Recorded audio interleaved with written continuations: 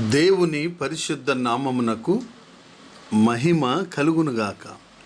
కృపావాక్కు అను ఆధ్యాత్మిక కార్యక్రమమునకు మీకు స్వాగతం. ఈరోజు దేవుని వాక్యము, నా సన్నిధి వెదకుడని నీవు సెలవీయగా, యెహోవా నీ సన్నిధి నేను వెదకెదనని నా హృదయము నీతో అనెను. 27వ కీర్తన 8వ చరణము.